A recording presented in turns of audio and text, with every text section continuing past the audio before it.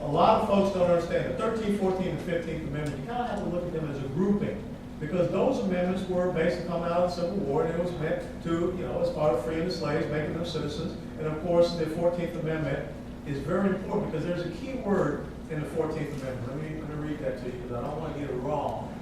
Okay? Okay, glasses are working today. I'm going to talk to them.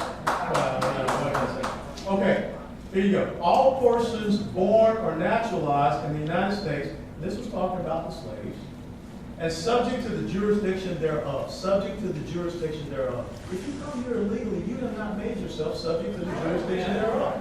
So the 14th Amendment does not apply to people that are here legally. So they don't get due process. They don't have the equal protection because they have not made themselves subject to the jurisdiction of the United States of America. That's the critical thing that people need to understand. Yes, ma'am. Amen. Would you propose and/or support legislation to not reduce but eliminate the Department of Education, Transportation, Energy? Yeah, I think, and when you say things out there, the liberals get older and say, he's a rat, he's a nutcase, he wants to get rid of it. It's about getting them back to their intended purposes. Back in the 1970s, when you had health, education, welfare, we pulled out education, made Department of Education. Department of Education had 460 employees, had a budget of about $18 billion. Department of Education today has close to 4,800 employees and a budget of about $80 billion. But there's an inverse relationship there. Standards of education in the United States of America are going down. So once again, it's about going back and looking at where was the failure. And, education is local. It can't be something from up on high. And I think that we need to empower your local school boards. That's why you have school boards. And each and every school district in the United States of America is different. I mean, a school district down in South Florida is totally different from a school district in Kansas. So we can't have these overarching programs that come from on high. The main thing about education, and I taught high school for a year at Deerfield Beach, down in Deerfield Beach High School. And I liked it so much, and it was going so well, that I volunteered to go to Afghanistan for 2.5 years.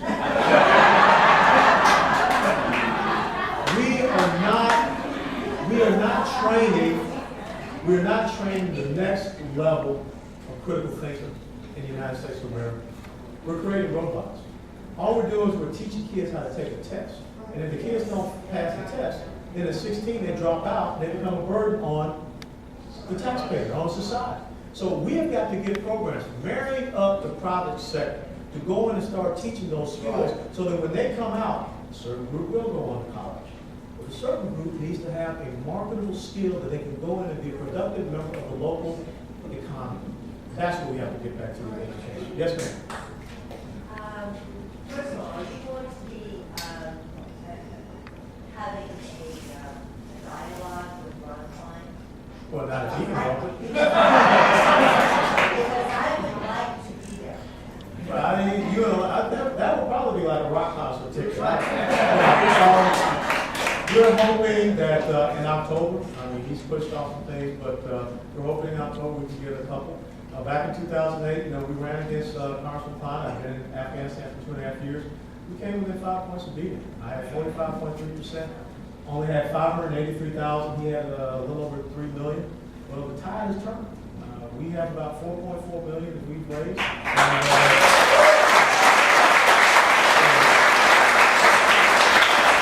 Yeah, absolutely. We want to, and that comes back to the arena of principles and ideas. And we have to present that before the constituents here. This cannot be about someone hiding and running negative attack against. He's got to come out and stand up on I his record. would love to see that. And the second thing is, I often have fantasies about making everyone. Be careful about that. Everyone in Congress watch loop over loop over loop of movie daily until they get it. The common man will return to govern this country. Yes, ma'am. Then I'll come back on. You mentioned earlier that you're talking about founding fathers not intending for our leaders to be serving life, having to do these jobs. Yeah. So, Term limits, that's what you're yeah, so 2 years ago, I asked Tom Rooney, when all the candidates were in debate, where he stood, actually I asked all of them,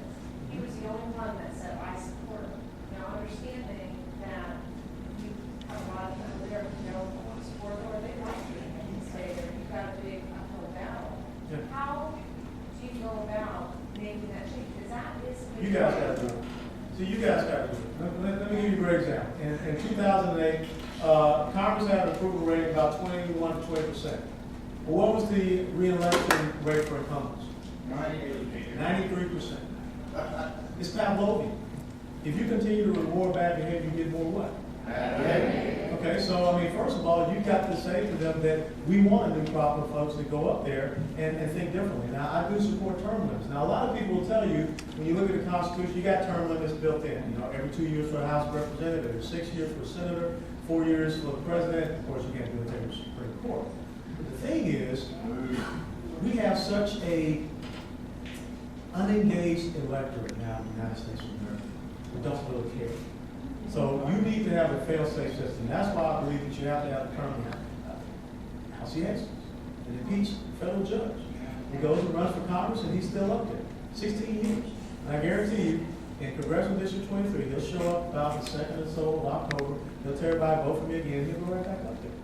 So, you know, what I propose is this. No, you won't. We pray not. We have Bernard. But what I propose is this. I think that in the legislative branch, you should be capped at 12 years. And I base that upon 2 years, two terms of 6 years with a senator. Now, but in the House of Representatives, I think you should be capped out at 8 years. 4 terms, 2 years. Now that gives a person the leeway. If I'm in the House and I all of a sudden want to run for Senate, I can run for Senate, but I'm still at a 12-year cap. And I think that is a good point where people should say, I'm out of here.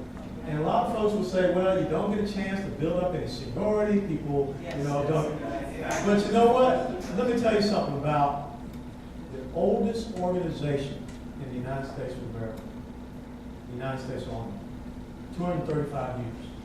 And when you're a commander, you get 18 months to 2 years. When you hit that point, you pass on that guy on, and you're gone. Now, the United States Army, for 235 years, has been able to continually serve this country and protect this country, while only granted people a year and a half to maybe 3 years at the most to be in a command position. I think 12 years is more than that.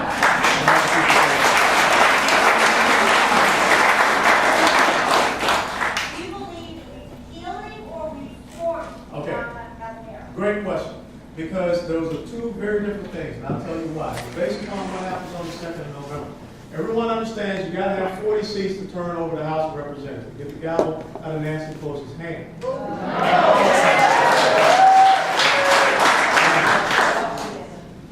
But what does it take to override the presidential veto? 2/3 majority. 118. So the thing that you have to look at is, what is the number that you have on the 2nd of November? Because that determines whether you can repeal or you can reform. If you don't have the numbers to match the override, the 2/3 majority to override the president's veto, the best thing you can do is to not appropriate funds. Okay, that's it. But if you do have those numbers to override the president's veto, then you can repeal it. That's just part of our constitutional system. But you also bring up a great point. Because what happens after the 2nd of November? What happens if you do win back the House, but you don't have enough where you have that 2/3 majority overruled? Then you have the threat of a lame duck Congress. Then you have the threat of what I call a scorched earth policy. You pass an illegal, amnesty program. You pass a cap and trade because they know you won't have the numbers to come back and repeal that. So it's going to be very interesting, the numbers that are won in the House of Representatives. And understand this, ladies and gentlemen, the most powerful, the most important branch of our government is the House of Representatives. Right. It's not the Senate. That's why the founding fathers, they're genius. Every 2 years you got a chance to make a change there. So they couldn't just run them up. All laws emanate from or come back to the House. It's the people's house. That's where your voice has to be heard. So watch out for the numbers. I mean, that's the key thing. Do you hit 40? You gotta hit 40 because you don't want Nancy Pelosi to still have a guy. But how much over 40 do you go? It'll be very hard to get the numbers to have 2/3 over.